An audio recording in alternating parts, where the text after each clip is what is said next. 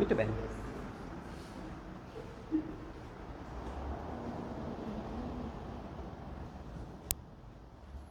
Vamos começar a gravação.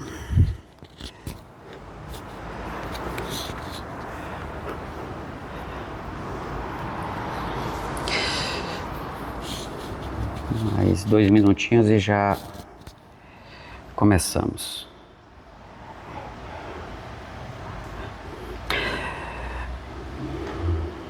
Nós vamos direto para o Livro dos Espíritos, tá? Então, quem está com a apostila, Livro dos Espíritos, da intervenção dos espíritos no nosso mundo, no mundo corporal, capítulo 9, segunda parte.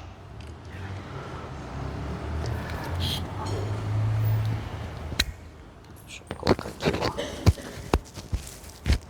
Assim facilita.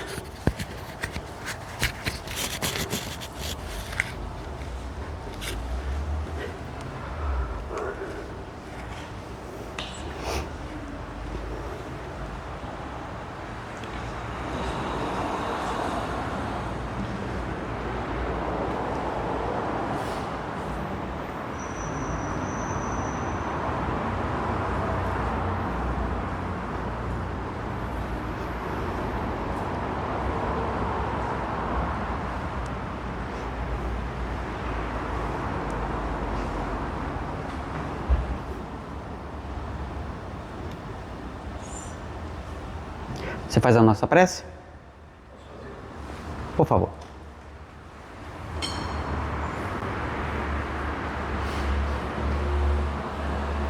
Vamos nos recolher ao nosso íntimo, nos dirigir ao Senhor Deus, Senhor Davi, Mestre Jesus, aos irmãos benfeitores que nos recebem, que nos amparam nessa noite de estudo, que possamos, Senhor Deus, na nossa busca de evolução, de crescimento, de nos melhorarmos, de melhor servir, absorvermos as lições da noite e darmos continuidade no nosso aprendizado, companhia dos benfeitores que nos favorecem, que nos inspiram, que nos direcionam nessa vida. Pedimos a nossa proteção e que assim seja. Muito bem, pessoal. Vamos estudar. Pessoal de casa, né? Hoje vai ser o primeiro programa nesse formato. Semana passada eu não compartilhei o programa da semana passada, até porque ele só gravou só a metade. Então não teve jeito. Né? Mas hoje estamos usando outro formato para gravar. E nós vamos, para o pessoal de casa, pega o Livro dos Espíritos, abre no capítulo 9 da segunda parte e vamos mergulhar. Eu estou usando a tradução do Kardecpédia, tá certo? Então ele pode ter uma diferençazinha das outras traduções, mas nada complicado, tá? Em alguns pontos, em algumas traduções, deveria ter vírgula, colocar o ponto, deveria ter ponto, colocar um vírgula, e isso pode mudar o sentido. Então, em alguns momentos eu posso perguntar, como é que está na tradução de vocês? E aí nós fazemos os ajustes que forem necessários, tá? Tudo bem? Alguma pergunta?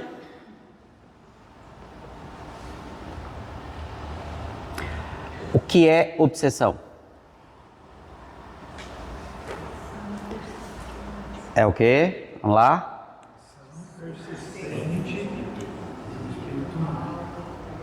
Ação persistente que um espírito mau exerce sobre o indivíduo. Isso está no Evangelho segundo o Espiritismo, no capítulo 28, do item 81. Com Kardec a gente diz nome, sobrenome, data de nascimento e tudo mais, tá? Tem que saber onde é que estão as coisas. Ação persistente que um espírito mau exerce sobre o indivíduo. Nós vimos o que é essa ação persistente, nós vimos o que é um espírito mau, é muito importante a gente ter isso muito claro. E nós vimos a questão da influência, o que é influência. Tudo bem? Então, qualquer qualquer influência que você receba de um espírito mal por si só caracteriza obsessão? Não. Tem que ter uma ação persistente. Então são primeiras coisinhas que a gente tem que deixar muito gravado, ter muito ajustado na cabeça da gente. Tá? Então vamos lá. Pessoal, essas 4 primeiras questões, eu vou passar um tanto quanto rápido por elas, porque elas são muito claras, tá certo? E nós já vimos boa parte do que está nelas, nós já vimos no estudo da semana passada. Ok? Então, a primeira pergunta é a seguinte. O assunto é, o capítulo é da intervenção dos espíritos no mundo corporal. Nós vimos na semana passada que esse capítulo trata especificamente dos mortos. Então, é a ação dos espíritos dos mortos sobre o mundo corporal, sobre o mundo dos espíritos vivos. Vocês lembram qual é a única diferença que existe entre vivos e mortos? Corpo físico. Então, o que eles têm, nós temos, mas nem tudo que nós temos, eles têm. É muito importante lembrar disso. E aí, o primeiro assunto, faculdade que tem os espíritos de penetrar os nossos pensamentos. Essa palavra faculdade, hoje, nós não usamos essa palavra no coloquial com esse sentido. A gente fala de capacidade. Tá certo?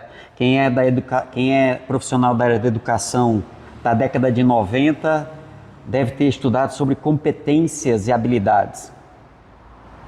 Então seria competência.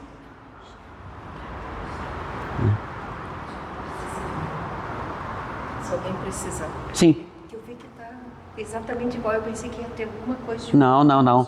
Inclusive lá na apostila tem mais do que tem aí. Certo. Não, sem problema. Então, capacidade, a palavra faculdade no sentido de capacidade. Faculdade que tem os espíritos de penetrar os nossos pensamentos. De penetrar os nossos pensamentos. Essas 4 questões aqui tratam especificamente dessa capacidade. Então eu vou ser um pouco mais rápido nelas. 456. Veem os espíritos tudo o que fazemos? Os espíritos veem tudo o que nós fazemos? Essa é a pergunta. Vem tudo que você faz, os espíritos têm a capacidade de ver? Lembre que o assunto é as capacidades que os espíritos têm, tá? Eles têm essa capacidade de ver tudo. Ter a capacidade, pessoal, não significa que eles estejam vendo, tá certo? Porque nós temos, a nobre colega tem uma limitação visual, ela não consegue ver o que nós vemos da mesma forma, porque ela tem uma limitação visual. Mas nós que não temos a limitação visual, nós conseguimos ver tudo que esteja dentro do nosso campo de visão. Isso quer dizer que você está vendo tudo? Não, mas capacidade de visão todos nós temos. Uns com mais limitações, outros com menos limitações, mas a capacidade nós temos. Então o que o Kardec está perguntando é que os espíritos, os mortos, têm essa capacidade também? Podem ver, pois que constantemente vos rodeiam. Como foi que vocês ficaram essa última semana sabendo que onde vocês estão tem espírito junto de vocês? E que alguns são bons e a maioria não são bons? Ou vocês esqueceram disso durante a semana? Eu esqueci. Saber a gente já sabia, a gente desconsidera. Olha, quando a gente se acostuma com isso aqui, é igual quando a gente sai na rua. Tá cheio de gente. Umas pessoas são boas, outras não são. Levando em consideração que somos um mundo de provas e expiações, a maioria das pessoas não são homens de bem. Não é aquela definição do, o cara é bonzinho. Não é isso não. Tem muito bonzinho aí que não vale nada, certo? Estamos falando de homem mau e homem bom na definição lá da terceira parte do Livro dos Espíritos. Vamos lembrar disso. Eu não sou um homem bom, eu não sou um homem de bem ainda. Sou terceira ordem ralezão. Então, as minhas condutas, eu vivo no esforço de ter condutas de um espírito de segunda ordem, mas eu ainda não sou um espírito de segunda ordem. Na hora do vamos ver, meu filho, pisa no meu carro para ver uma coisa. É um espírito de terceira ordem que vai se comportar. Então eu sou um homem mau. Mas eu não sou malicioso, eu não sou maldoso, eu não sou malvado, desde que não piso no carro. Tá? Podem ver, pois que constantemente vos rodeiam. Cada um pode ver aquilo que dá atenção. Primeira vez que eu vi que os espíritos são TDAH e autista, porque eles têm hiperfoco. Eles só veem o que chama a atenção, o que está dentro da atenção deles. Tanto que o caba está obsidiando você faz 2000 anos, 500 anos, 800 anos, ele não viu nada do que se passou. Ele ficou tão cego, fechado naquilo. Quer dizer, isso aqui é um hiperfoco porreta.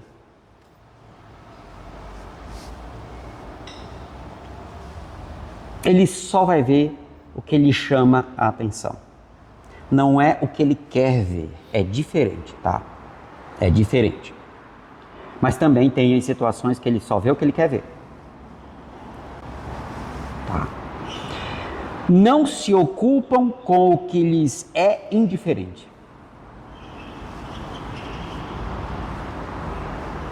Aí sim, eles só fazem o que querem, dentro das leis.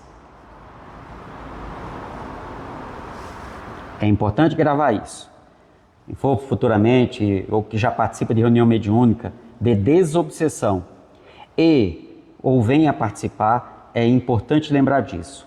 Todos os espíritos agem conforme querem dentro de determinadas leis.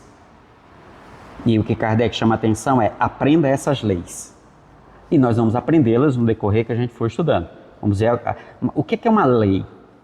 Quando nós temos um determinado evento, um determinado fato, um determinado fenômeno, que esse fenômeno obedece certas regras, nós podemos extrair dessas regras as leis que regem o fenômeno. Então nós vamos ver que algumas situações é desse jeito, ponto, e acabou, não temos que discutir. Goste ou não goste.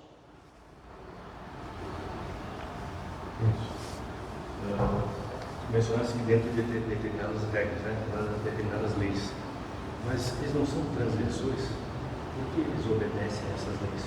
No sentido que refere não a leis morais, mas outras leis.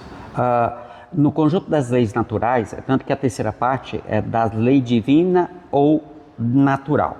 Então, nas leis naturais. As leis naturais, os espíritos e Kardec dividem em dois grupos. As leis do mundo material e as leis morais. Dentro das leis do mundo material, nós temos as leis da química, da física, da biologia, da matemática e tudo mais, e as leis da sociedade humana. Certo? Então, nesse contexto, dentro de certas leis, tanto no âmbito moral quanto no âmbito material. Um exemplo interessante é o livro de libertação, que o Gregório conseguia, né, dominar grande parte dos irmãos que tinham uma inferioridade, digamos assim, entre aspas, ele tem um conhecimento tão grande da lei divina correta, mas ele manipulava os irmãos inferiores dizendo, aqui você não precisa cumprir, colocando medo dos irmãos inferiores, porque ele sabia que aqueles irmãos inferiores que tinham transgredido a lei divina, se eles fossem resgatados pela espiritualidade amiga, eles iam ter que, digamos assim, ter que cumprir com a lei divina, eles iam ter que fazer os ajustes para cumprimento da lei divina. E mantendo-se lá sobre a ordem do Gregório, o Gregório os protegia e colocava medo, dizendo, não, aqui você não precisa, aqui você está sob a minha proteção, aqui eu que comando, e você não vai precisar ir lá cumprir. E muitos deles sabem da lei divina transgredida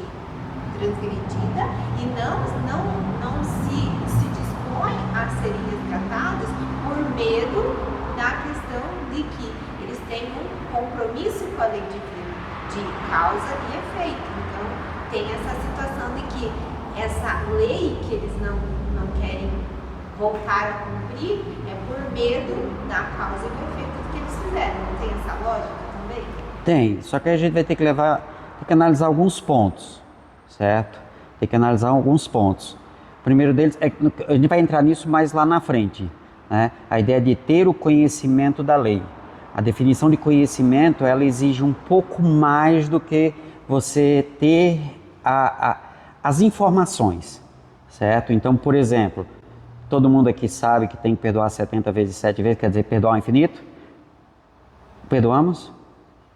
Não, então tecnicamente eu não tenho necessariamente o conhecimento na definição de conhecimento que a gente vai ver, que é conforme os espíritos vão trabalhar essa definição, que é bem próximo do que a gente trabalhou hoje em neurociência. Em neurociência, você tem o conhecimento quando aquilo vira piloto automático. Você nem precisa pensar. Mas isso são questões de palavras, mas a gente vê lá na frente. Porque aí a ideia é a seguinte, mas ele tem o conhecimento da lei e não a pratica, não a aplica. Ele... Quer dizer que nesse caso aqui, quando ele não quer enxergar a indiferença dele, não quer dizer que ele tenha o conhecimento. Dentro dessa definição de que você tem o conhecimento quando isso já faz parte de quem você é. Só que é ver não por conhecimento, mas talvez por desconhecimento também. Aí é o mesmo sentido do que vem a ser conhecimento ou desconhecimento. É uma questão do ajuste das palavras, por isso é bem melhor a gente ver o fato em si do que necessariamente a palavra. Certo? Tudo bem? Então, os espíritos veem tudo que fazemos? Sim, desde que eles queiram e que chame a atenção deles. Então, isso é regra. Tá? Isso é regra. 457. Podem os espíritos conhecer os nossos mais secretos pensamentos? Podem ter o poder, a capacidade. Isso não quer dizer que eles tenham o acesso. Mas eles podem, os espíritos podem ver os nossos mais secretos pensamentos, podem conhecer, certo? Muitas vezes chegam a conhecer o que desejais ocultar de vós mesmos. Ele não disse sim, disse muitas vezes. No livro dos Espíritos, então tem que lembrar que nós estamos lidando com um livro de filosofia. Então, a forma como as palavras são colocadas, elas devem ser observadas filosoficamente falando. Então, quando é sim, é sim. Quando é não, é não. E ainda tem um detalhe. Vai ter resposta que é sim, ponto. Aí tem 25 frases depois. É que aquele sim não é um sim definitivo. Tem alguma coisa que ele vai comentar. Sim, vírgula. Quer ver? Vamos fazer aqui um teste.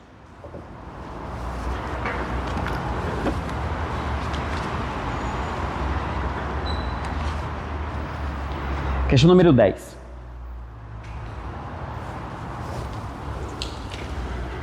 Atributos da divindade, capítulo 1. Pode o homem compreender a natureza íntima de Deus? Pode, quer dizer, tem capacidade, certo? Tem condições, tem o poder nesse sentido de compreender, que aí entra essa questão do conhecer, certo? Compreender a natureza íntima de Deus. Compreender a natureza íntima é conhecer a essência. Resposta. Eu vou ler como todo mundo lê, tá? Não. Falta-lhe para tanto, falta-lhe para isso um sentido. Resposta é sim ou não? Não. Repito. Pode o homem compreender a natureza íntima de Deus? Não. Falta-lhe para isso um sentido. A resposta é sim ou não? Talvez. Se tiver. Como? Se tiver o sentido, sim. Agora eu vou ler como está escrito. Não, ponto e vírgula. Falta-lhe para isso o sentido. Tem diferença? Quando tiver o sentido, será assim. Ele nunca vai ter esse sentido. É. O sentido. Falta o sentido, quando ele tiver o sentido. E aí eu conversei com um professor de francês e eu perguntei como poderia, no texto em francês da época que Kardec escreveu. Ele disse que sentido aqui tem dois sentidos. Tem dois sentidos. Sentido direção, eu sei para onde ir, e um sentido que é o que a psicologia trabalha hoje de sentido existencial. E aí isso, quando você vai para a resposta da questão 11, está muito claro lá. Você tem as duas respostas mostrando um sentido para onde ir e um sentido existencial. Porque se eu sei para onde ir, mas aquilo não faz sentido na minha vida, entendeu o sentido? Quer dizer, eu tenho sentido, sei para onde ir, mas não faz o menor sentido. Mas precisa estar os dois juntos, senão não tem sentido mesmo. Exatamente. É. Só que a pergunta é, qual o sentido? Qual é o sentido? Que vem na 11 vai dizer os dois sentidos. Senão não faz sentido. Não, ele diz o significado da palavra sentido, mas ele diz qual é o sentido, mas está implícito, não é textual. Porque é íntimo de cada um. Sim, mas não. É o sentido. Íntimo de cada um, tem 8 bilhões de pessoas, é cada um, eu tenho múltiplos sentidos, porque cada um tem o seu. E é o sentido, não é de cada um. Quando eu tiver aquele, todas as pessoas chegam lá. Todas vão compreender a natureza de Deus. Sim, mas antes eu preciso saber porque são dois tipos de sentido, correto? Que está na 11. Que aí tem dois tipos de sentido, a direção e o sentido da essência divina. Mas para isso, cada indivíduo precisa primeiro se autoconhecer para chegar a essa resposta, que daí no todo vai chegar a um. Não precisa. Não precisa. Porque é o sentido, certo? É aquilo, tá? Aquilo vai se desenvolver aqui dentro, ok. Mas é aquela coisa. Para que vai ser o mesmo significado para todos. Para todo mundo, certo? Quer dizer, o que aquilo significa para mim, mas aquilo é aquilo, certo? Aquilo é aquilo. Não é individual. Como eu vejo dentro do meu processo evolutivo, então isso até me coloca em que posição evolutiva eu estou, pela forma como eu entendo aquilo. Por quê? Os espíritos puros são iguais. Porque eles já têm esse sentido. Então, eles perpassaram por todo o caminho e chegaram no mesmo ponto. Né? O sentido é o amor.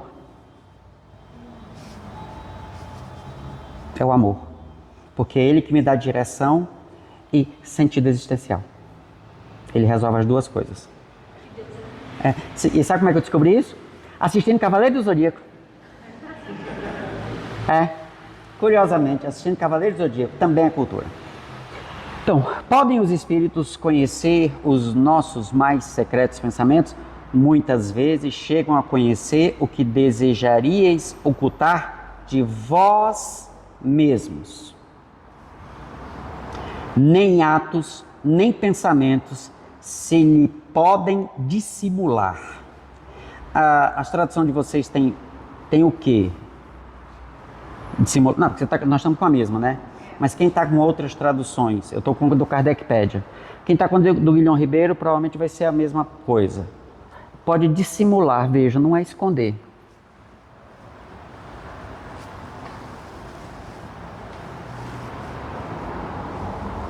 É a mesma coisa, digo, o pior cego é aquele que não quer ver. Você vai ouvir, se você procurar um psicólogo, em algum momento ele vai dizer assim, quanto ainda você vai continuar se enganando?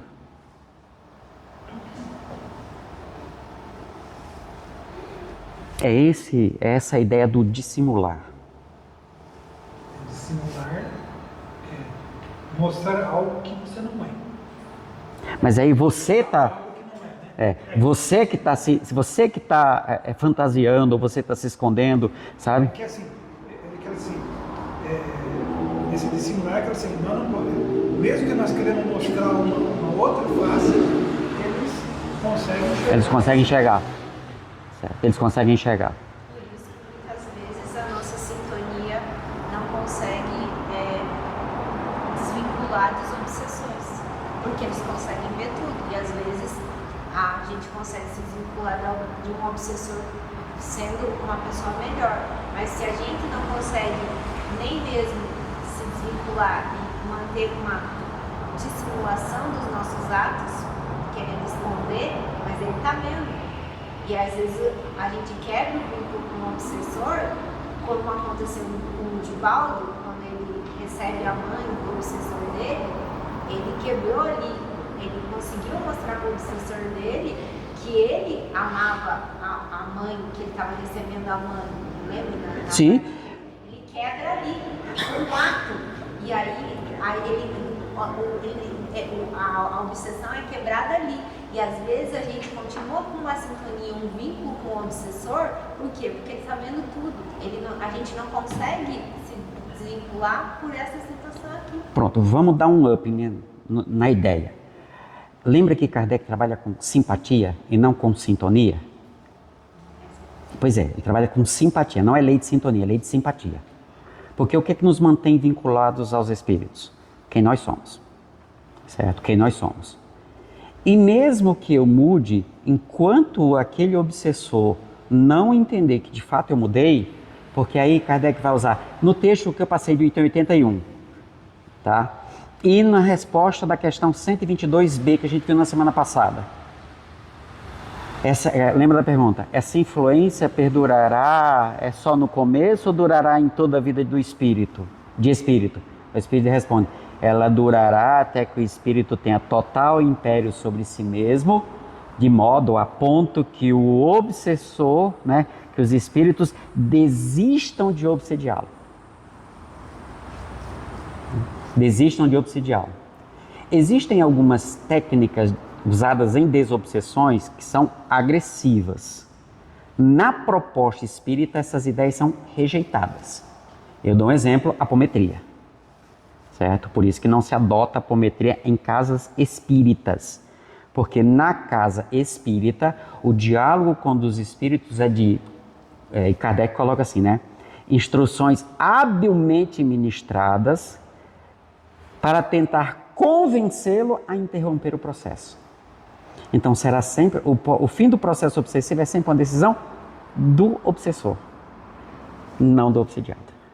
O que pode acontecer é que o obsediado ele pode se elevar tanto que o obsessor não alcança ele. No entanto, enquanto eu não resolver com ele, eu não me perdoo da situação. Então, por mais que eu cresça, eu mantenho o vínculo com ele. Isso é o que a gente vai ver nas regras, como a coisa vai funcionando. Está dentro da lei de simpatia. É a lei de sintonia. Porque aí o obsessor chega e diz assim: eu não tenho mais como ir contra você. Porque eu ir contra você, eu estou em quem está cuidando da minha mãe. Aí ele desiste. Isso quer dizer que ele passou a gostar de Divaldo? Não.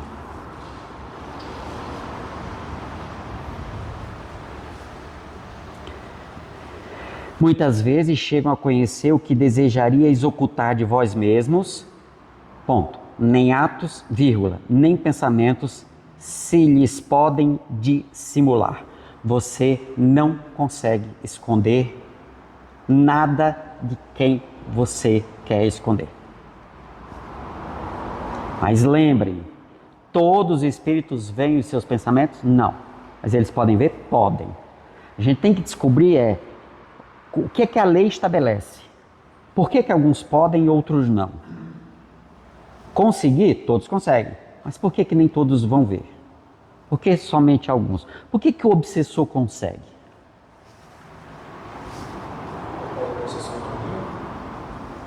Bom, regra geral, mas adaptada a cada caso, certo? E vão ter casos que essa não é a regra, tá? Mas regra geral, culpa. Culpa. As nossas culpas. Nós carregamos as culpas, certo? Por isso que eu falei, enquanto eu não me perdoar, eu não me desvinculo dele. E isso só vai acontecer quando eu amá-lo.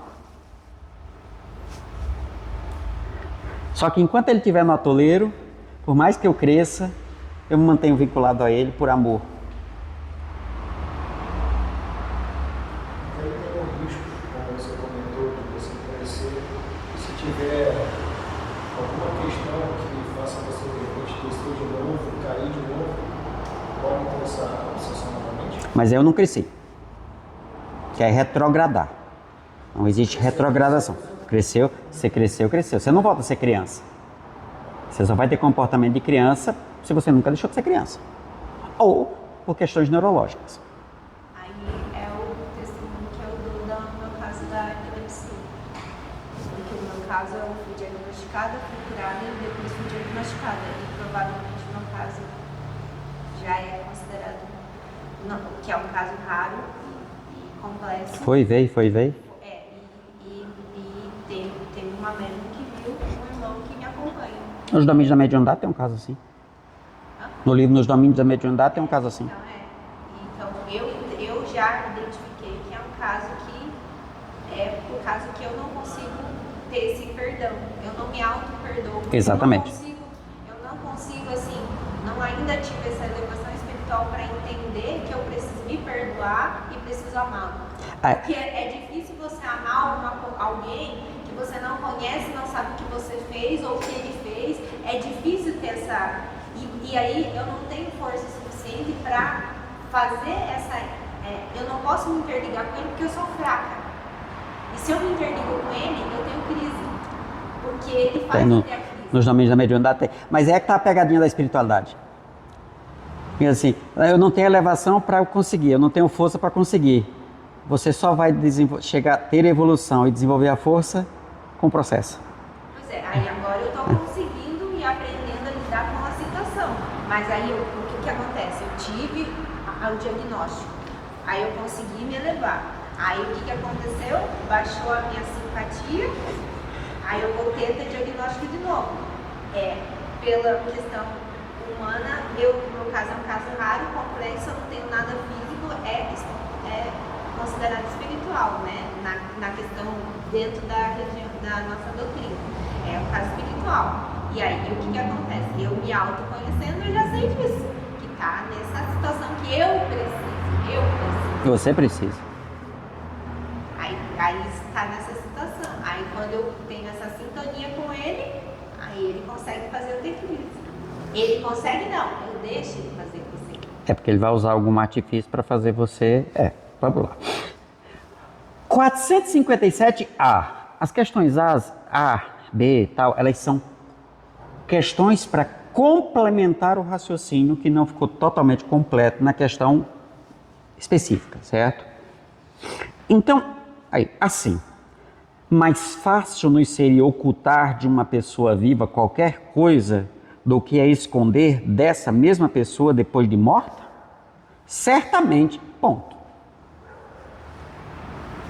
Quando vos julgais muito ocultos, é comum terdes ao vosso lado uma multidão de espíritos que vos observam.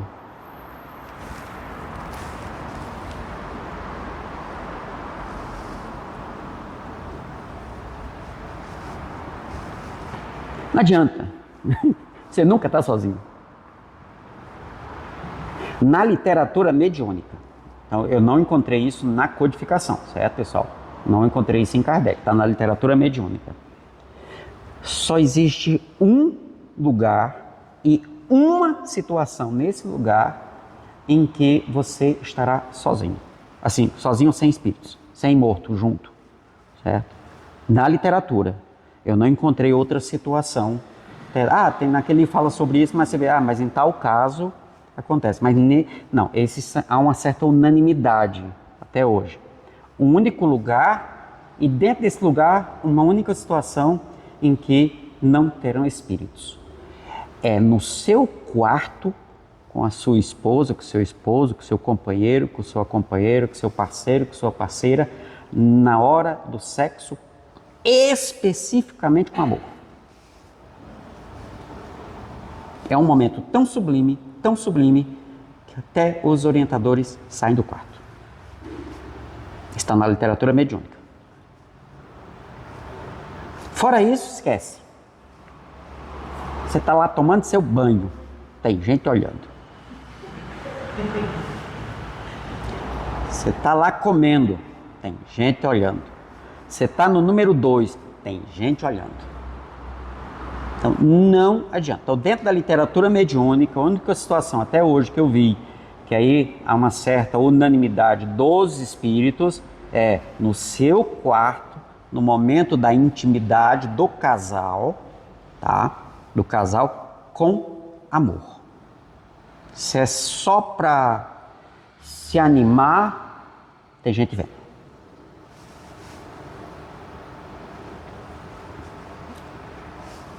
Ok?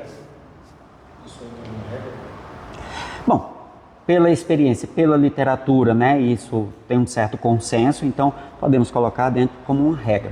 Tá? Porque fora isso, vai ter gente olhando. Vai ter gente participando do processo. Manuel Filomeno de Miranda chega a descrever no bordel, certo? Os espíritos praticamente se acoplam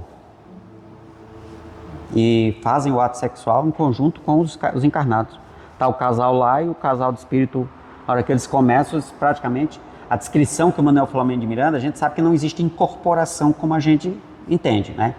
Mas se o espírito não sabe disso, ele pode fazer um processo assim e se sentir no corpo do outro, e o encarnado se sente de tal modo como se o outro estivesse dentro do corpo dele. Por isso que você vê os médios explicando a ideia de incorporação. Mas é uma percepção, tá? Por pura ignorância. Eu já teve a ocasião de eu estar na reunião mediúnica, que o espírito chegar, lá vinha ele para ele querer entrar. Eu disse, peraí, calma. Você não. Não, mas não. Segura. Você não. Não, mas lá onde eu estava, precisa. Lá era assim. Mas deixa eu te explicar uma coisa. Deixa eu ensinar o morto a ser morto. Não, você não. Eu não estou captando o que você está pensando? Tá. E você não está aí? Tô. Eu disse, se você falar, posso reproduzir agora? Pode. Você não está aí? Tô. Nunca ninguém me falou isso.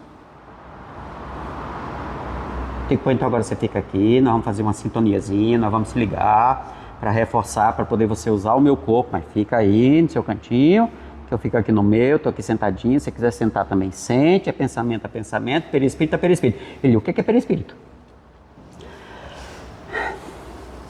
Depois do estudo, depois da reunião, a gente conversa. Eu te apresentar um livro para você ler, mas eu não sei ler, então eu te explico. Assim. Enzo, tem uma tarefa que a dona Neuza deu há muitos anos atrás para fazer com ele, de assistir um curta-metragem espírita, sozinhos. Eu compartilhei no grupo antes de vocês entrarem no grupo. Exatamente aquele tipo de acoplamento que tem, né? Sim. Né? Quem é mais antigo no grupo, eu compartilhei lá e disse assim, olha o que é que nos espera aqui.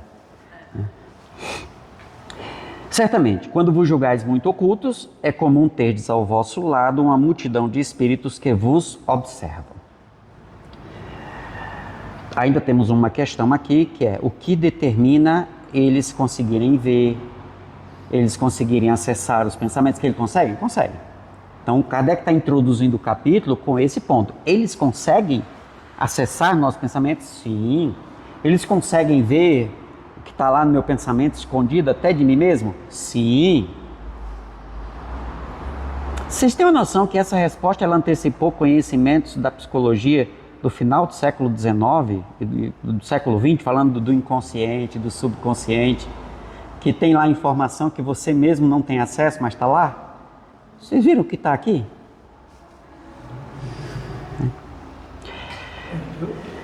Agora que você tocou, que eu falei assim, eu já estava pensando nisso, né? E não toquei que isso só veio surgir lá com... Sim, só veio surgir bem depois. Bem depois. Quando bem depois, assim, porque isso aqui é de 1857, né? E esses conhecimentos, eles, da forma como a gente conhece hoje, eles foram sendo construídos no decorrer do século XX. Freud já trouxe muita coisa lá no século passado, quer dizer, como se a gente estivesse no século XX, né? No século antepassado, né? E depois aí Jung e outros pesquisadores trouxeram esse conhecimento. Né? 458. Que pensam de nós, encarnado, incorporado, né? Nós estamos incorporados no nosso corpo, que pensam de nós os espíritos que nos cercam e observam. Achei curioso porque cercam e observam. os que nos cercam e que não nos observam. Você vai ver que cercam, eles envolvem, observam, tá só... Na minha terra tem uma expressão assim, tô só te cubando. Pode adentrar. Pode adentrar.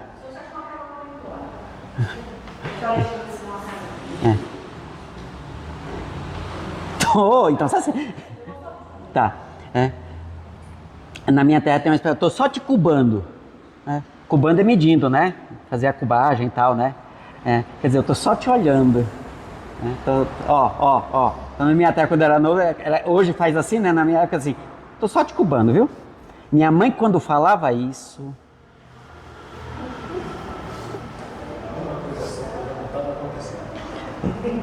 Puxa! Depende, ponto. A pergunta é, o que pensam de nós, espíritos que nos cercam e observam? Depende. Os levianos riem das pequenas partidas, peças, né?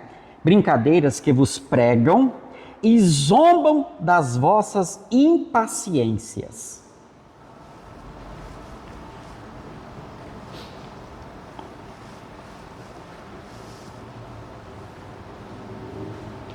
Olha, isso aqui chove na desobsessão. Chove na desobsessão. Eles chegam, sabe? Cheio de autoridade. É o obsessorzão, que nada, é o bobo da corte. Né?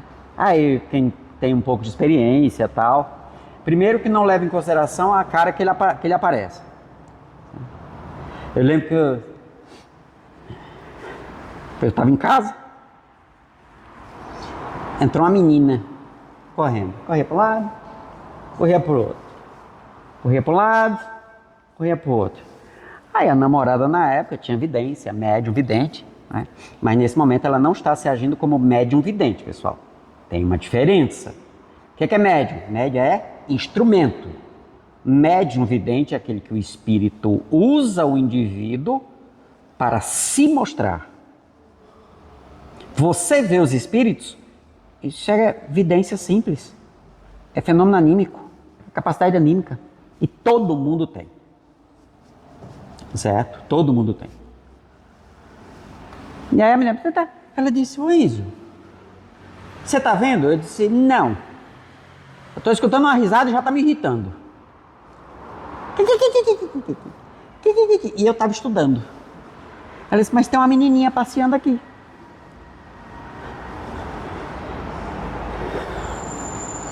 A menininha tá atrapalhando meus estudos. Tô estudando. Tinha palestra no final de semana. Não, no final de semana não. Oi, vó. Final de semana não, tinha palestra, acho que era na sexta-feira. Isso era uma quarta-feira. E eu... Aí quando ela passou, eu... segurei. Como? Fluido é algo que o pensamento e a vontade dá a forma, movimento, e a moral a qualidade. A moral a gente deixa pra lá, sabe? A qualidade a gente deixa pra lá. Né? Quando eu seguro ela, fluidicamente falando, aí o pessoal diz assim, aí cria uma pirâmide, cria um círculo, cria... O pessoal é fluido, cria o que você quiser. Ah, eu gosto de um coração, então cria um coração, bota a pessoa dentro. Ah, não, eu gosto de pirâmide. Mas bota uma pirâmide, faça, bota o que você quiser. Isso não faz a menor diferença. Quando eu segurei, aí eu senti uma coisa estranha.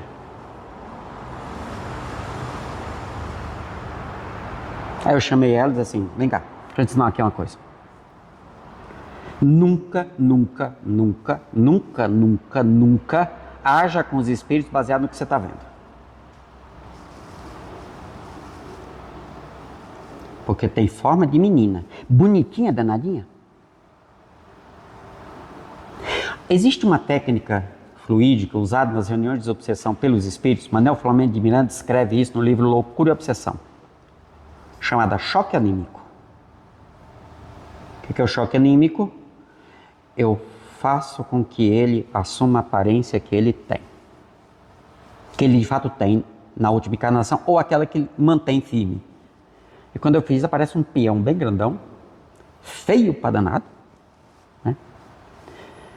E até a menina se assustou. Ela disse, tá aí a tua menininha.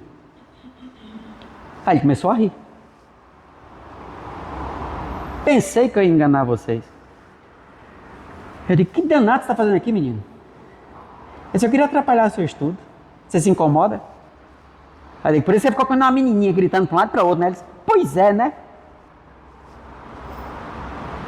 Eu digo, Fê, para, vamos sentar aqui para estudar? Ah, não, não quero, vão bater em mim se eu ficar aqui.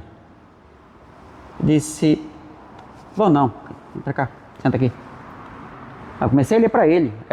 Eu estava fazendo palestra sobre o livro Dimensões da Verdade. Não, Conflitos Existenciais de Joana. Então toda semana era uma palestra, era um capítulo. E eu acho que era o capítulo sobre medo ou culpa, não lembro agora.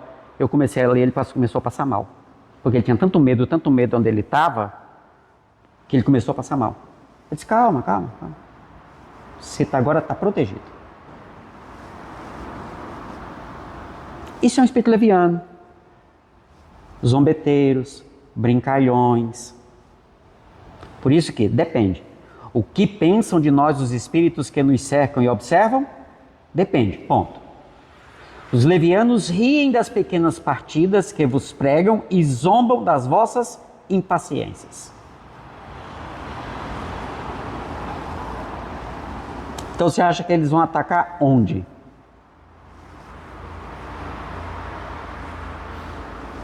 Pessoal, todo processo obsessivo, eu não tenho nenhum problema em falar, em generalizar. Todo processo obsessivo envolve um grupo familiar.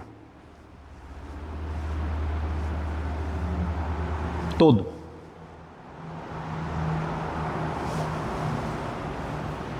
Envolve um grupo familiar. Parte da família está encarnada, parte está no mundo espiritual. Mas é um grupo familiar.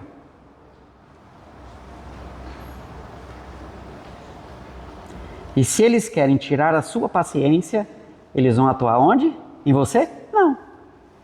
Naquilo que tira a tua paciência.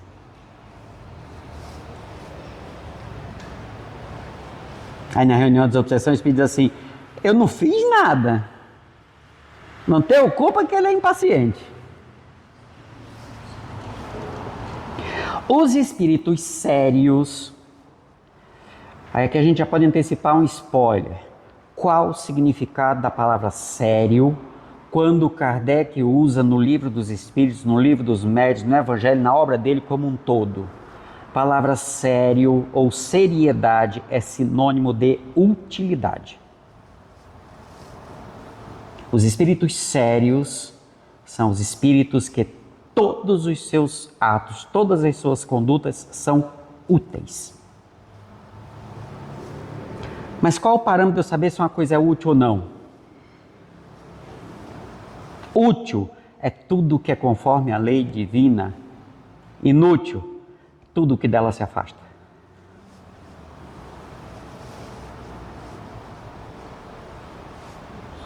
Os espíritos sérios se condoem dos vossos reveses e procuram ajudar-vos.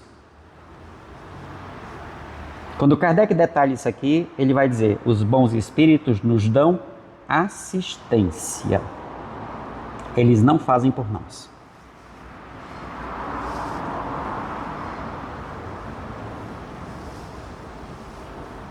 Ok? Mas aí como funciona o relacionamento entre os espíritos sérios e os espíritos levianos que estão à nossa volta? Depende, você está se comportando como espírito sério ou como leviano?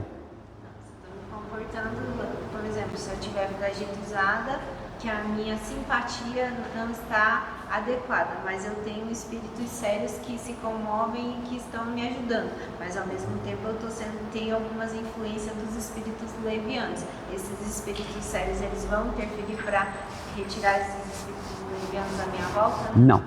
Só cabe a mim fazer a retirada deles. Não. Vou explicar melhor que confundiu. Porque é o seguinte, nós estamos o tempo inteiro interagindo com todos os espíritos que estão à nossa volta, certo? Você recebe influência deles muito mais do que imagina. Próxima questão, tudo bem? Então você está recebendo influência de bons e maus o tempo inteiro. Receber a influência não significa estar influenciado. O que determina estar influenciado? A sua condição moral. Que simpatia não sobe nem desce. Então eu não baixo a simpatia. Por isso que André Luiz usa a ideia de sintonia para dar uma ideia. Simpatia diz respeito a quem eu sou. A quem eu sou. Então eu vou estar aqui ouvindo os espíritos maus. Eu vou fazer o que eles estão falando? Não. Eu vou fazer o que os bons disserem. Mas eu continuo interagindo com os maus. Mas às vezes tem momentos que a gente está mais fragilizado, e aí a gente acaba tendendo, em certos momentos, por mais que a gente tenha uma conduta, que a gente se esforce por uma conduta que seja mais para os espíritos sérios, tem vezes que a gente fica mais fragilizado e a gente acaba deixando a sintonia mais condizente com os espíritos levianos, porque a gente acabou oscilando, a gente não consegue, vou colocar individualizar para ficar mais correto. Eu acabo tendo uma conduta que ela não é correta, ela acaba sendo que às vezes a gente fica mais fragilizado e acaba tendendo, igual você, a gente está se esforçando, mas às vezes tende num momento de fragilidade a gente acaba, porque a gente vai com os problemas da vida cotidiana, a gente vai... Eu acho que assim, que aquela história, desenho animado, de abrir um mundinho, estão aqui os dois. Daí, a questão nossa é a escolha. Exatamente. A escolha quem que eu vou ouvir. Os dois vão me dizer coisas, mas a escolha de quem eu ouvir, porque assim, digamos assim, a minha simpatia, eu tenho talvez mais os espíritos sérios têm mais simpatia por mim que eu talvez por eles. E também vice-versa ali com os outros. Mas nesse momento, eu vou fazer uma escolha. Aí está o nosso livre-arbítrio. É esse momento da escolha. Naquele momento, você fala assim, não, mas foi porque o vizinho estava lá com o som alto que eu fiz, eu escolhi. Não, você escolheu aqui. O vizinho lá, ele fazia parte, mas não, você escolheu qual o caminho a seguir. Então, eles vão estar sempre ali, os dois. Mas assim, é aquele momento de eu escolher, talvez escolher o caminho mais fácil, digamos assim, a porta larga ou a porta estreita. Esses momentos estão estão a cada segundo, a cada instante conosco. Né? Nós escolhemos, é uma questão de escolher. Então, assim, eu falo sempre, essa questão do desenho do anjinho e do diabinho, eles estão ali conosco constantemente. Nós escolhemos quem ouvir e a quem seguir. Na verdade, eu vou escutar ambos. Porque assim, nós vivemos num mundo de provas e expiações, onde a grande maioria da população que está nesse planeta, com corpo ou sem corpo, são espíritos de terceira ordem. Ponto. Eu interajo com esses espíritos o tempo inteiro.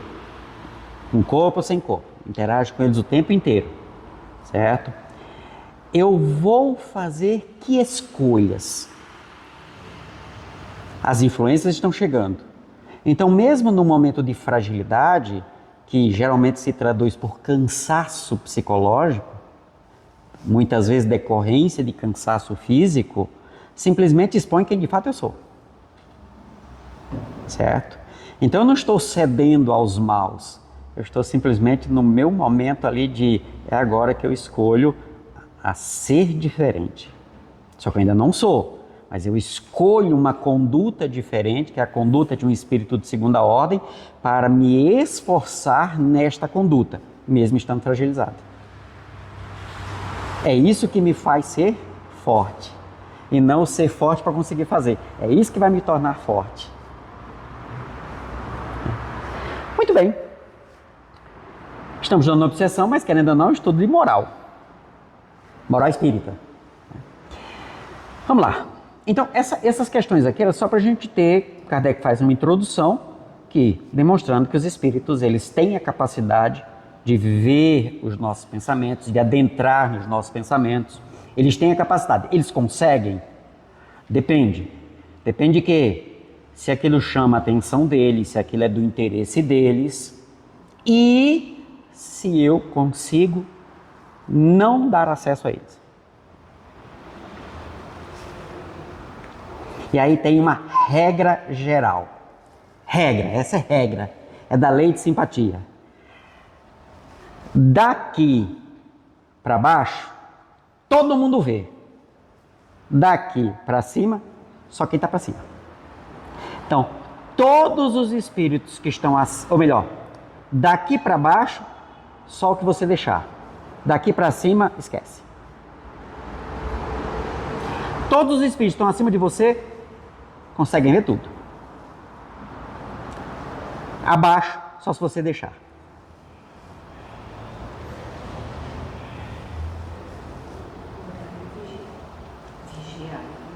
O vigiar é orar. Mas é assim, mesmo eu vigiando, os que estão no mesmo nível que eu, eles têm acesso. Eu não consigo esconder.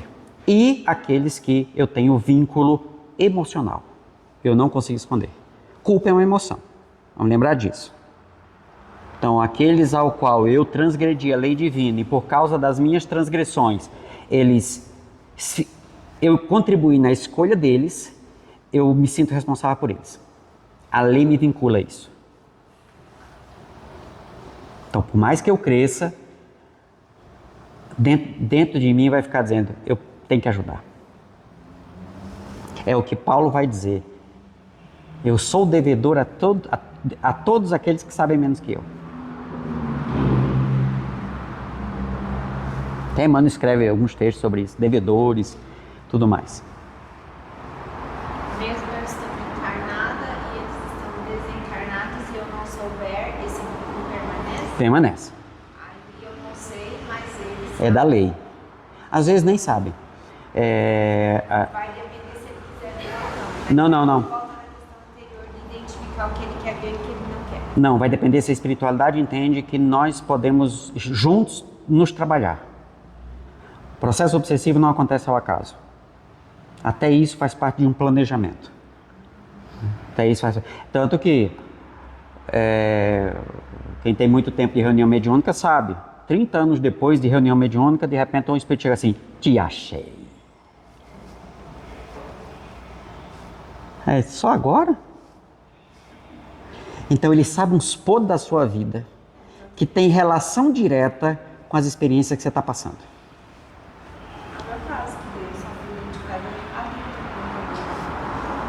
Só que o seu caso tem uma situação fisiológica envolvida.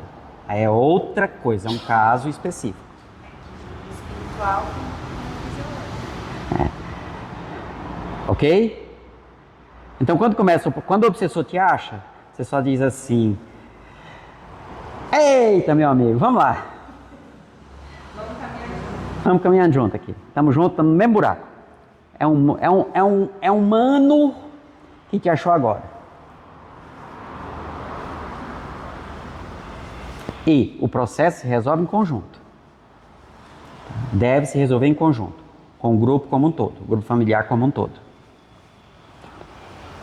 Então vamos lá. Quando você fala do grupo familiar, você fala de não só de agora. Deixa eu falar, o problema dos obsessores, a questão do grupo familiar, não é só agora, nós encarnamos, mas de desencarnados também para trás e que de repente vem acontecendo isso. Mas na verdade os desencarnados não estão para trás, eles estão agora. Eles estão agora. Então vamos lá. Tem você, tem lá o seu companheiro, a sua companheira, aí tem 3 filhos. 3 filhos. 2 filhos você teve vem de encarnações passadas e tudo mais. Então já tem uma história junto. Mas um não. É alguém que precisava reencarnar aqui nesse contexto, passar por experiências que vocês podem favorecer, e aí aquele espírito se vincula a vocês. É do grupo familiar desta encarnação. Então tem 4 que já é uma ganguezinha, uma quadrilha já de muito tempo, e tem um que chegou agora. Por quê? Porque precisa das experiências que vocês podem favorecer. tá? Vamos supor que cada um tenha 10 obsessores. Quantos espíritos compõem esse grupo familiar? 2 mais 3, 5, mais 50, 55. Então, esse é o grupo familiar.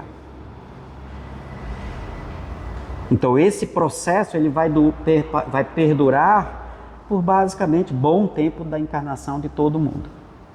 Você fala do familiar e o grupo encarnado e os obsessores. Então, fazem parte de um mesmo grupo. Isso. Que eu quis relacionar, que já vem de repente de outras. Alguns sim, outros não. Peguei esse exemplo, né? E tanto que quando esse desencarna, ele volta para o grupo familiar, que ele tem um vínculo mais antigo.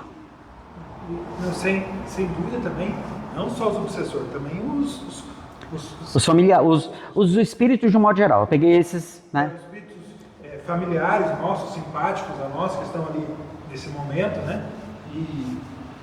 Porque aí, se a gente vai pegar o grupo da família espiritual, não é só o que tem vínculo sanguíneo.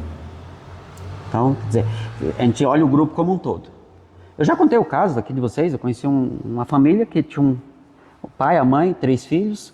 Aí um dos filhos, num processo obsessivo muito grave, envolveu drogas e tudo mais, usei drogas assim por um bom tempo, gerou uma alteração neurológica, né? E era um obsessor. Certo? Era aquele caso, era aquele obsessor. Mas tem os outros, que vai acontecendo no decorrer, você vai arrumando os parceiros e tal, mas tem aquele que está no teu pé. Como o Divaldo, Máscara de Ferro. Aquele obsessor. Para encurtar a história, conversando com a família, eu disse assim, olha, com a mãe, né? Faz evangelho no lar? Faço. Você já chamou o Zequinha? Ela, como assim? Não, chama o Zequinha. Eu botei o apelido do rapaz de Zequinha, né? Aí ela, eu vou chamar o espírito? Sim. Por quê? Porque você é a mãe dele.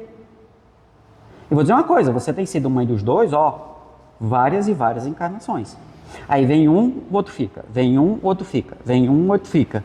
Desta vez o fulano está aqui, mas o outro está lá. Na última era o contrário. Agora você quer expulsar o outro só porque o outro não está no corpo físico? Mas ela não sabia. Mas agora ela sabe. Sim, você contou. Entende? Aí ela, e se eu chamar de filho, menininha, chamada de mãe não tem capeta que resista. O encarnado pode não vir, mas o Zequinha eu duvido. E ela começou a fazer evangelho no lar e disse assim, Senhor, abençoa o evangelho no lar, ela sozinha, né? E Zequinha, venha pra cá. Então toda mãe, quando for fazer evangelho no lar, tem que chamar os filhos? Todos, todo o grupo familiar para fazer o evangelho junto dela. Não fica, mas duvido, não resiste. Não, mas quando as mães forem fazer o evangelho no lar, o correto é elas chamar todos os filhos dela que estiverem, todos os filhos desencarnados, para fazer o evangelho junto com a família? Chama o grupo familiar. Chama o grupo familiar.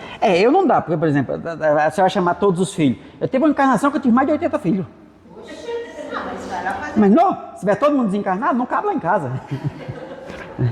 Só uma. Certo? Sabe? Então, quer dizer, e aí, resumo. O Zequinha hoje, acho que está com 4 anos, né?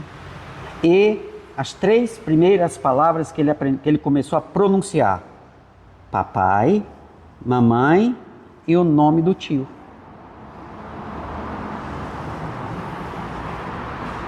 O nome do tio.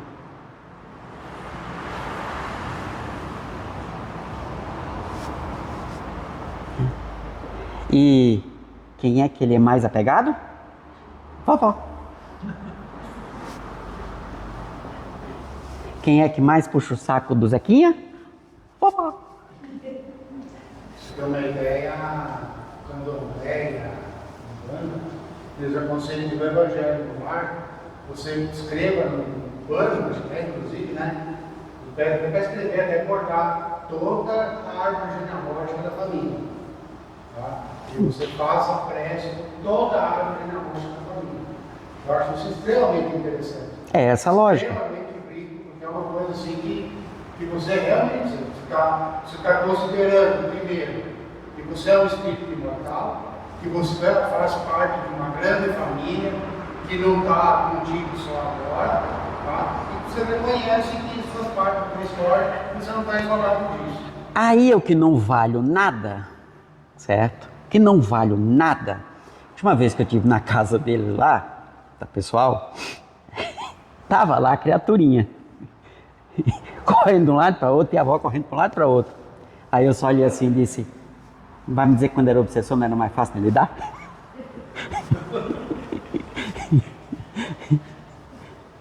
Ela disse, pois é, pelo menos não cansava tanto, né?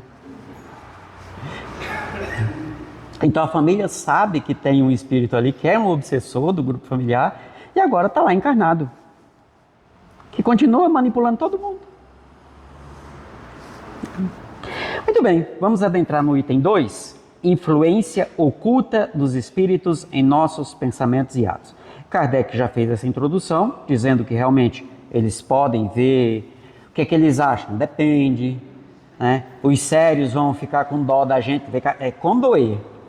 Né? E os brincalhões, que ele generalizou aqui com os levianos, vão tirar sarro da sua cara.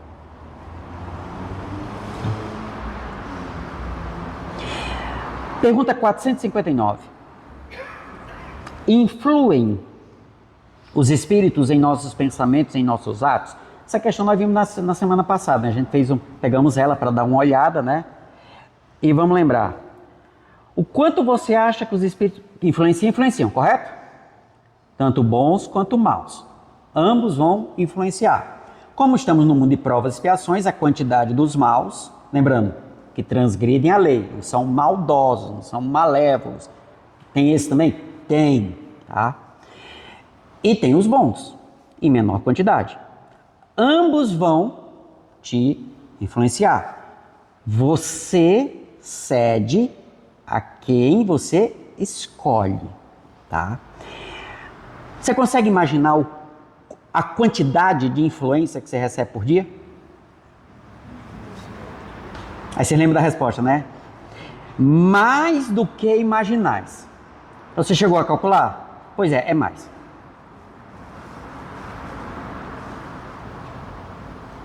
É mais. O tanto que você imaginou é mais. Pois com bastante frequência, ou que de ordinário, depende da tradução, né, são eles que vos dirigem. Ele não fala em controlar. Por quê? Porque aqui estamos falando de influência e não de obsessão. Na obsessão existe controle. Tá certo? Aí depois nós vamos separar obsessão no médium, obsessão ordinária, de um modo geral, certo? Não é dentro da mediunidade. Tem indivíduos que, como cidadãos fora da atividade mediúnica, que não tem obsessão nenhuma. Mas na hora que ele vai ligar os botãozinhos para a atividade mediúnica, fascinação toma conta. Então ele é um médium obsidiado, mas fora da atividade mediúnica, normal. Pessoa comum. Agora, na hora que ele quiser se inventar de deixar de ser uma pessoa comum e virar cristão espírita, aí os espíritos vão entender o processo obsessivo, que é para ferrar com ele. Tá? Alguma dúvida em relação à questão 459? Então, o ponto que a gente tem aqui, pessoal, não é para a gente ficar com medo, ficar apavorado. É para a gente agir com bom senso. Que eles influenciam? Influenciam. Então, nós estamos aqui? Estamos. Estamos sendo influenciados? Sim. Por quem? Depende do que você está pensando. Se nós estamos nessa lógica de raciocínio, tentando aprender, muito provavelmente são os nossos espíritos amigos, familiares, que querem que nós cresçamos. Agora, saiu ali, você pegou seu celular, entrou no grupo da família, o tio Zequinha, mandou aquela mensagem para você se irritar, pronto. Você tirou uma tomada e colocou, tirou daqui, né? Colocou aqui. Facinho, facinho. E não são eles que fazem isso, é você, tá certo? As tomadas estão aqui, você pluga na que você quer. Consciente ou inconsciente, a gente vai ver isso depois. Tá. 460.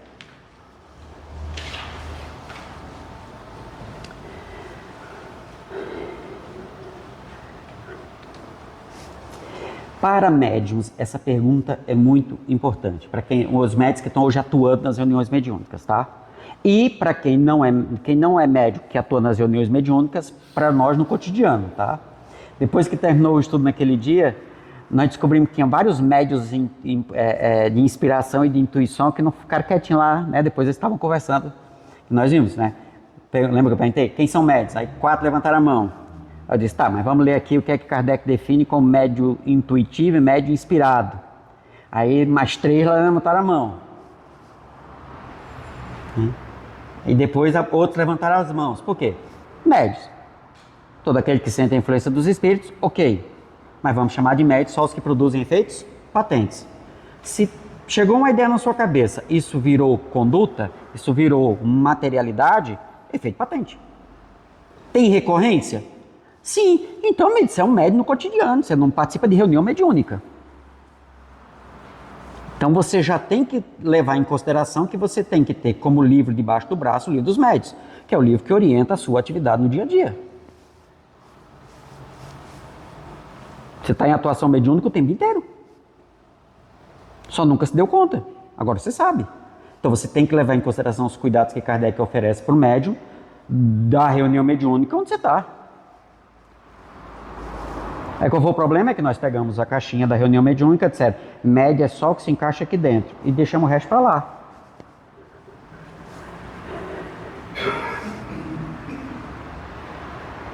E aí você fica vigilante o tempo inteiro. Vigiar e orar. Não está dizendo que é só na hora do almoço.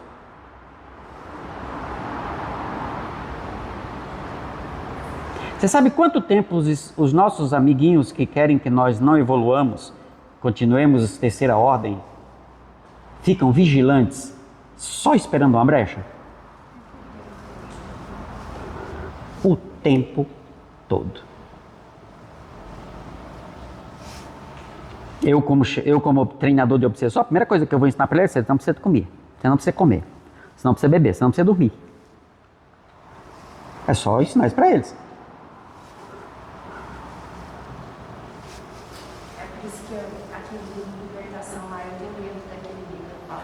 Ué, por quê? Porque lá é muito, ele mostra a realidade muito assim, de como é a verdade do que a gente está estudando aqui, desse dia a dia, de como esses espíritos estão tão perto da gente. E lá mostra os espíritos, os irmãos que são inferiores, o quanto eles interferem na vida da gente, o quanto eles estão tão perto, e quanto a gente deixa eles interferir na vida da gente. Por isso que a gente não tem que ter medo do livro, a gente tem que ter ele como amigo. Não, mas eu falo, meu Deus, esse livro aqui dá muito medo, assim, porque eu não estou preparada para esse livro. Pois é, mas o livro prepara a gente para o nosso dia a dia. Mas eu vi aquele livro, eu fiquei morrendo de medo. Eu falei, gente, eu estou muito fraca para viver o que está dizendo aqui nesse livro. É verdade, nua e crua. Aí eu gosto mais do Eustáquio, porque o Eustáquio é mais assim, mostra a verdade de uma forma mais bonita, mais literal, assim, mais leve. Né?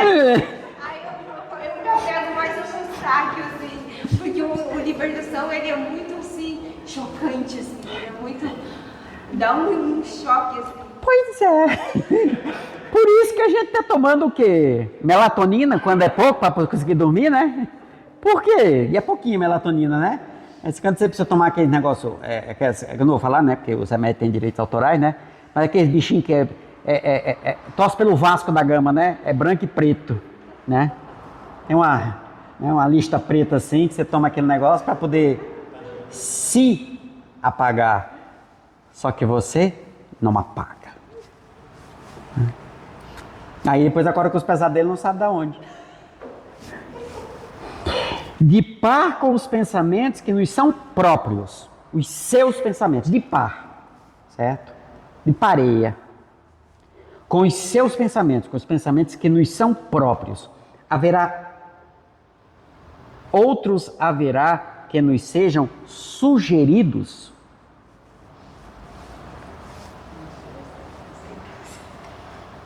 Sim. Aí aqui tem um ponto importante, pessoal.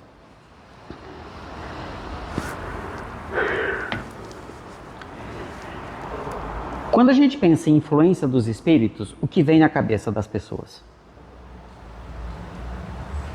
Me desculpe, pessoal, mas com o passar do tempo foi criar justamente essa ideia de que a influência dos espíritos é como se não existisse. É o outro mundo, sabe? É do lado de lá. Então, quando é outro, não é esse. É o lado de lá, não é de cá. Por isso que o livro Libertação choca. Por Mostra que não tem lado de lá, é tudo junto. Por isso que o nome do livro é Libertação.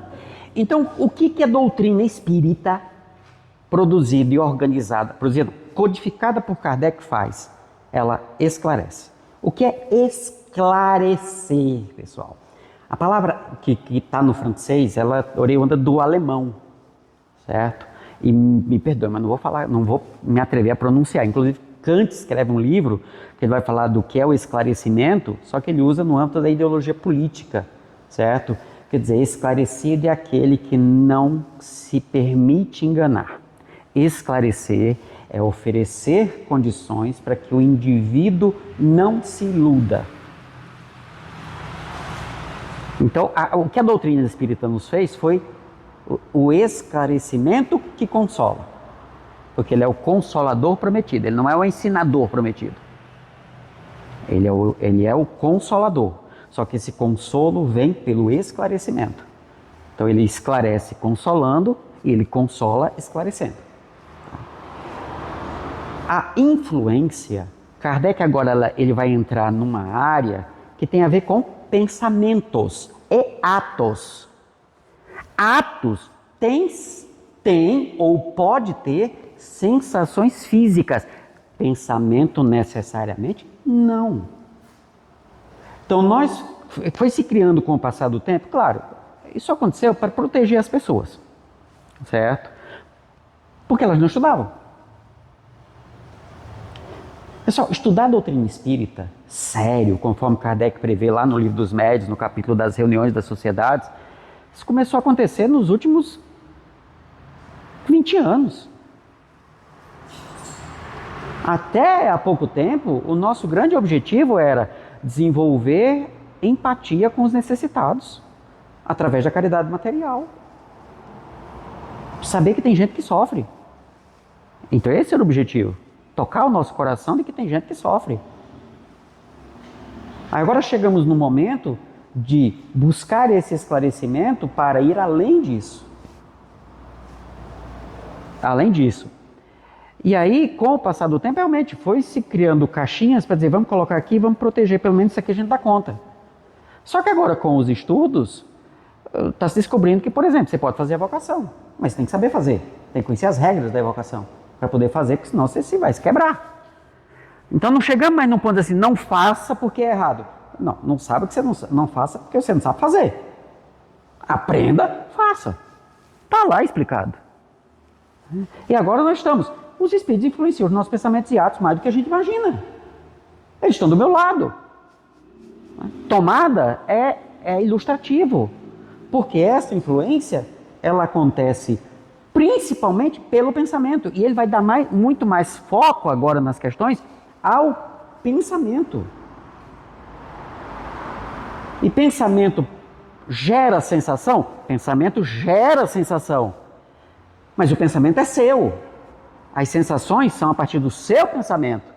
Os espíritos eles vão interferir no seu pensamento. Então o pensamento do espírito vai gerar sensação física? Não, porque quem gera sensação física é o seu pensamento. Olha a abertura que ele faz agora. Isso é a ideia da libertação. Porque quando terminar essas questões, pessoal, vocês vão ficar assim. O que é que eu estou sentindo? Raiva. Bom, a raiva é sua. Nesse momento de raiva, Os espíritos podem me influenciar? Não, eles estarão influenciando. Tanto uns quanto outros. Qual a sua atitude? Que sugestões você vai seguir? Se mantiver a zona de conforto, já sei quem você está seguindo. Se está saindo da zona de conforto, também já sei quem você está seguindo. Então Kardec e a doutrina espírita, ela quebra esse véu, ela desvela, por isso que é a revelação, o mundo espiritual. E não é o outro, ele está aqui. Nós não somos espíritos. Como espírito, isso está lá no capítulo 14, na sexta-feira a gente está revisando isso. Como espírito, eu estou agindo e interagindo no mundo espiritual nesse momento. E pelo corpo físico eu estou agindo e interagindo com o mundo material. E os espíritos, os sem corpo físico, só conseguem interagir no mundo espiritual. E se quiserem interagir com o mundo material, tem que usar a gente. O que é um médio educado? É aquele que se propôs o exercício cotidiano e disciplinado e focado com estudo sobre o fenômeno, sobre si mesmo e tudo mais, e que consegue oferecer o seu corpo para ser instrumento dos sem corpos dentro do controle que ele impõe.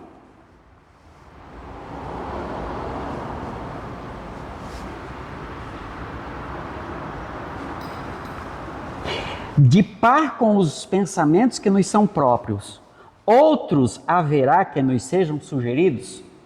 Ele está perguntando de pensamentos. A palavra pensamento aqui, pessoal, Kardec vai usar ela num sentido filosófico muito comum lá da metade do século XIX, que diz respeito ao conjunto das operações mentais. Então, nesse momento, a palavra pensamento, ela junta raciocínio, no seu sentido mais amplo, sentimentos, emoções, certo? Conscientes ou inconscientes. Vontade, desejo, querer, tudo isso está englobado na palavra pensamento. Vossa alma é um espírito que pensa.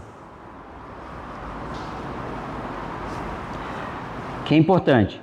Alma e espírito são a mesma coisa? Depende das questões. Tá certo? Toda alma é espírito? É. Todo espírito é alma? Não. Toda alma é espírito? Sim. Todo espírito é alma? Não. Por quê? Para ser alma tem que estar encarnado. O que é alma? Um espírito encarnado. Está lá no livro dos Espíritos. Em que se torna a alma depois da morte? Volta a ser espírito. Mas ele deixou de ser espírito? Calma. Como espírito, eu funciono como espírito. Então eu tenho acesso a todos os potenciais que o espírito tem. Espírito tem fome? Não. Tem sede? Não. Espírito tem órgãos? Não. Espírito dorme? Não. Espírito não se cansa. Nada da condição biológica o espírito tem. Ah, mas no livro? É porque ele mantém a impressão da encarnação. Então é uma questão da inferioridade de conhecimento dele, é só conhecimento. Lembra que eu falei, eu posso pegar o obsessor e treinar ele e dizer assim, você não tem fome, não tem sede e tal, você virou um zumbi. Vai lá e faz o que tem que fazer. Ok? Quando eu encarno, eu assumo a condição de alma. Kardec ele não se preocupava muito com as palavras não, sabe? Ele tem hora que ele chamava espírito de alma, alma de espírito e tal, mas quando ele está trabalhando assim especificamente, ele deixa bem justinho. Tá? Como alma, eu estou limitado pelo corpo. Na hora que eu volto a ser espírito, que eu me libertei totalmente da condição de alma, instantaneamente eu tenho acesso a todas as minhas lembranças do passado. As que eu quero ter, porque tem umas que eu não quero nem ver. E por que o espírito chega e não lembra? Porque ele ainda não se libertou da condição de alma. Ele ainda é como se ele tivesse encarnado. É a alma penada. No meu caso, empenada. Então, os espíritos chegam na nossa reunião, eles estão na condição de alma. Se eu disser que ele morreu, mas eu morri? Morreu onde? Eu já sei que eu morri, mas não desencarnou, né, amigo? Aí esse espírito que está com a alma enxerga tudo. Não consegue enxergar tudo. Ele mantém as mesmas limitações de como estava encarnado. Então, mas ele é um espírito.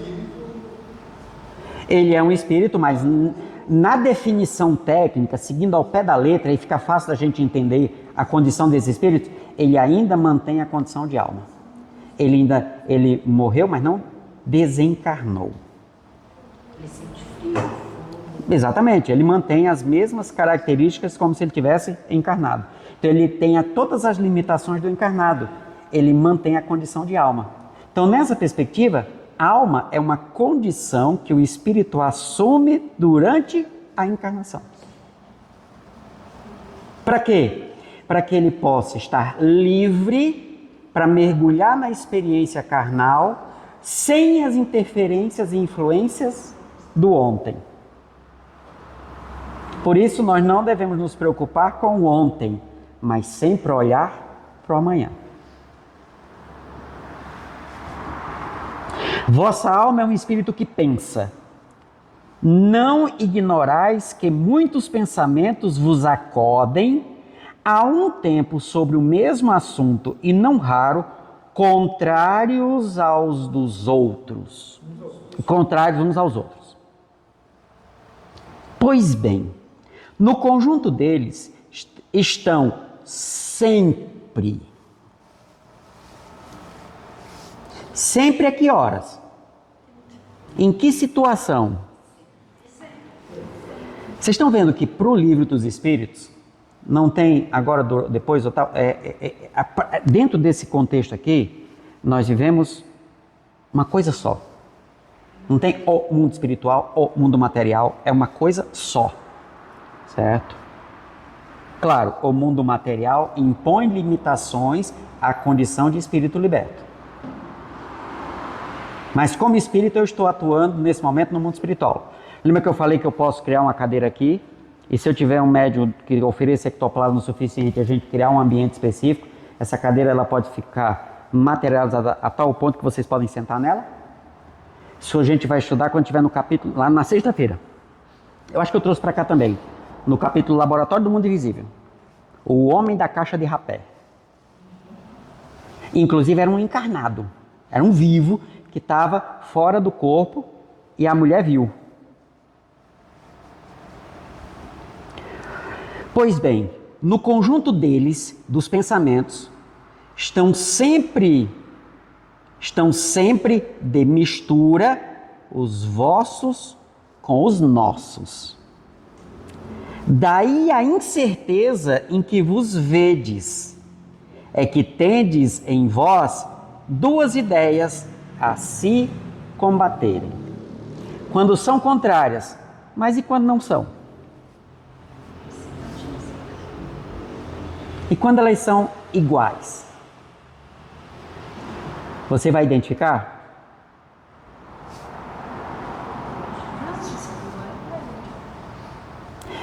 Então como é que eu vou saber que é deles? Que tem a parte deles? Se a influência sempre existe. Aí é aqui que a gente esquece. Mas nessa hora eu não estou sendo influenciado. Peraí. Sempre tem. Eu estou interagindo com os espíritos o tempo inteiro. Então o pensamento deles vai interferir no meu. Peraí. Não, o pensamento deles não precisa interferir no meu. Ou precisa? Como é que eu posso identificar? Spoiler para frente.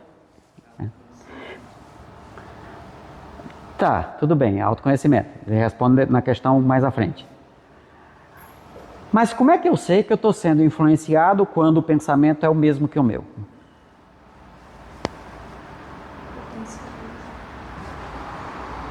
Você se conhece, então você sabe o seu pensamento. Mas naquele momento também tem um pensamento de mais alguém ali. Não.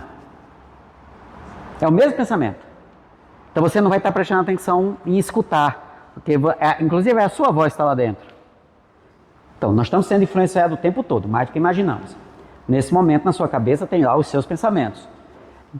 Tem o pensamento de outros seres, só que como é o mesmo pensamento, como é que você vai identificar que tem alguém ali? É aí que a gente desconsidera. Seguinte, um exercício, tá? Para fazer durante a semana. Pode ser? Pode ser? Tá. 2 pessoas falam a mesma coisa para você. Então uma falou. Você ficou chateado com o que ela falou. Certo? No outro dia, outra falou. Outra falou. Sim, é que ela falou, você ficou chateado, mas de boa. No outro dia, outra pessoa falou a mesma coisa. Em tese, você deveria ou não ficar mais chateado?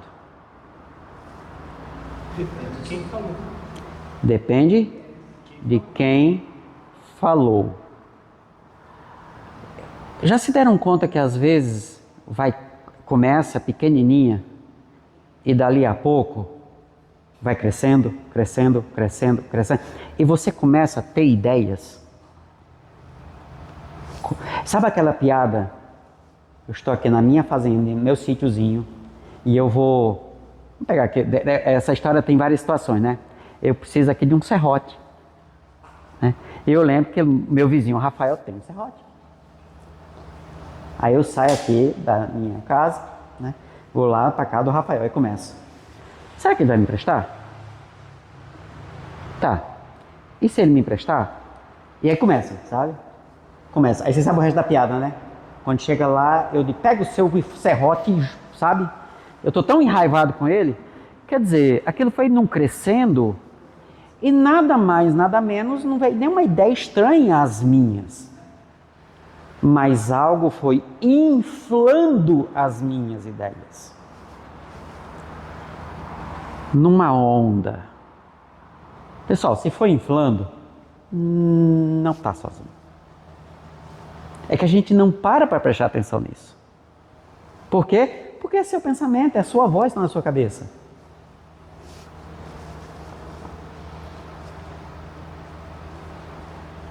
E aí, como é que eu vou saber quem está fazendo? Não importa quem. É bom ou mal? Conforme a lei? Bom, não importa quem. Diferente da lei? Não importa quem. O ponto é, esse pensamento, mesmo que sendo meu, demonstra uma fragilidade moral. E alguém que tem a mesma fragilidade está pegando embalo.